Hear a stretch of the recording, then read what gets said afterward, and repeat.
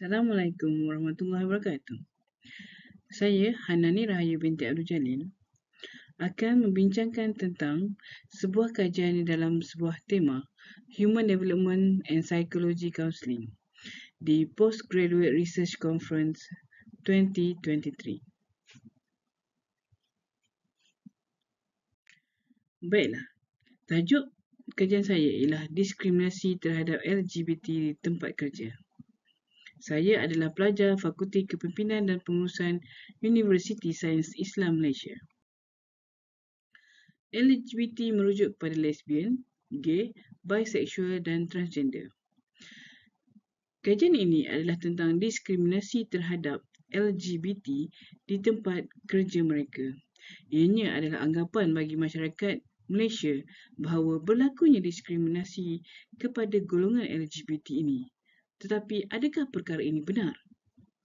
Kajian ini akan cuba untuk memaparkan statistik sama ada kenyataan itu benar ataupun tidak. Permasalahan kajian.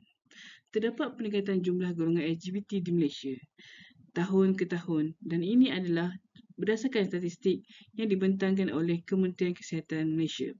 Ianya kerana golongan LGBT ini ialah key population kepada rawatan dan pencegahan untuk penyakit HIV. LGBT juga menjadi satu topik yang hangat diperkatakan oleh ahli politik. Ini kerana ahli politik ini mungkin mempunyai beberapa agenda tentang ahli politik sama ada daripada pihak yang lain menggunakan isu LGBT ini untuk mencetuskan kontroversi.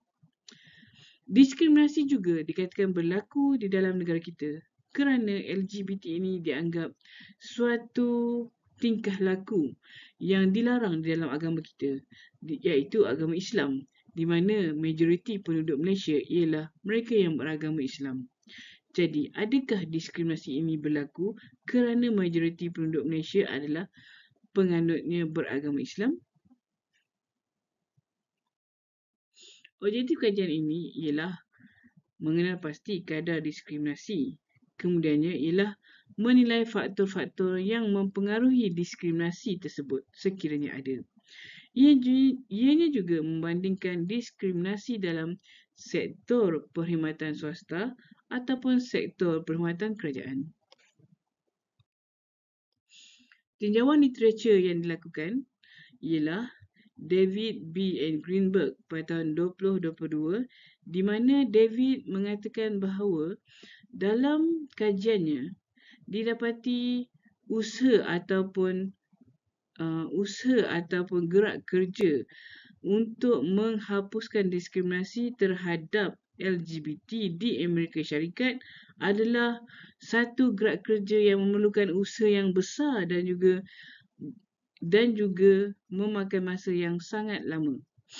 Ini menunjukkan walaupun Amerika Syarikat adalah sebuah negara yang memegang hak asasi manusia yang tinggi, namun mereka juga masih lagi di tempat kerja di Amerika Syarikat berlakunya diskriminasi terhadap golongan LGBT.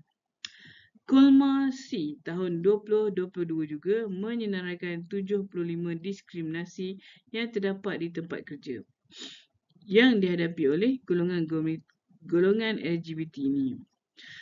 Bishop and Morrison juga membentangkan tentang apakah ukuran terbaik diskriminasi terhadap individu transgender.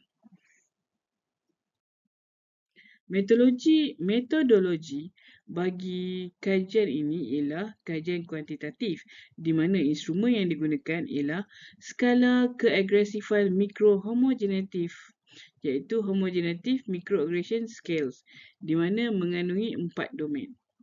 Domain yang pertama ialah domain anggapan sisihan ataupun assumed divines.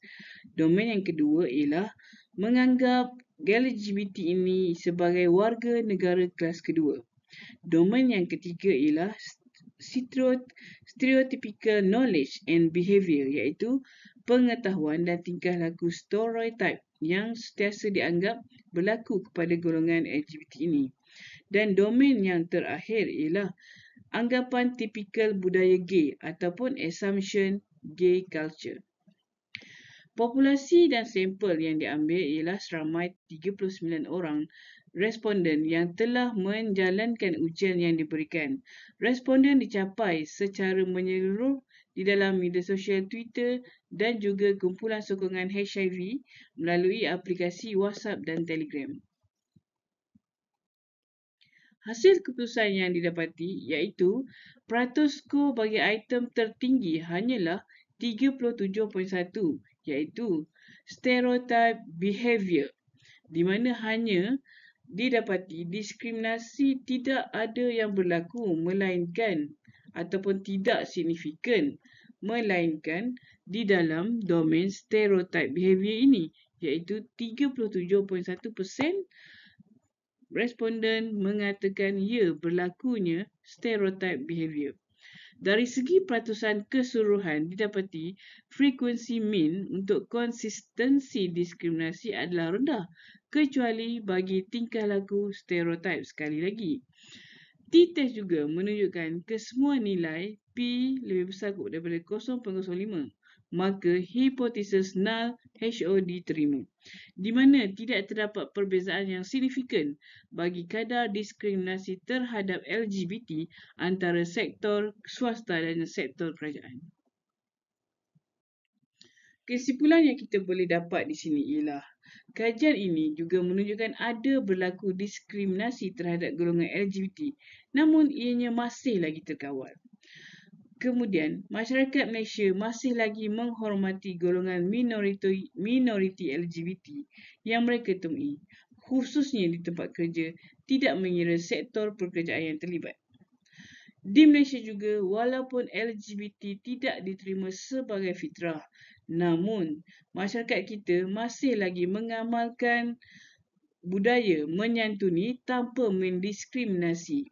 Ianya adalah sejajar dengan ajaran Islam, iaitu agama yang majoriti dianuti oleh penduduk Malaysia.